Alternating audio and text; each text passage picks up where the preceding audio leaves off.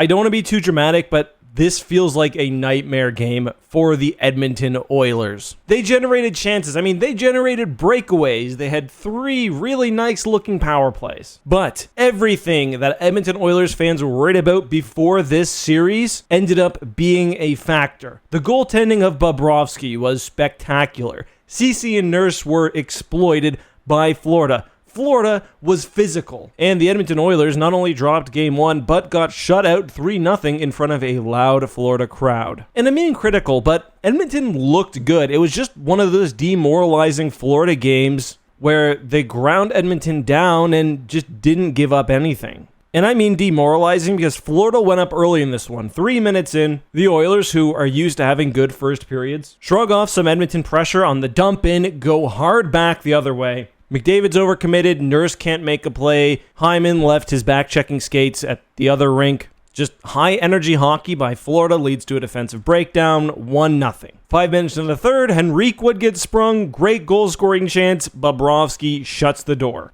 1 minute later, Nuge gets a break, can't beat Bobrovsky on the backhand, and despite a massive shot advantage, Edmonton goes into the first intermission down 1-0. Then, again, just a few minutes into the second, Sam Bennett just works harder on the forecheck, tosses the puck to the front of the net where Rodriguez makes it 2-0. Another strong counterattack, and on this one, man, Nurse, he's like in position, but he's just got his stick in the air. Somewhere Don Cherry is screaming at the TV because this one goes right by him. The Oilers, I thought, would generate a few less chances after this point, but I mean, it wouldn't matter because Florida would get an empty netter, would take this one 3-0. Again, the Oilers looked pretty good, but pretty good isn't good enough against the Panthers. Money Puck had Oilers at like a 90.5 deserve to win-o-meter, but that's not how games are played. The better goaltending and physicality of Florida, which isn't factored into the deserve to win-o-meter, ended up being the story here. And when it came to hits,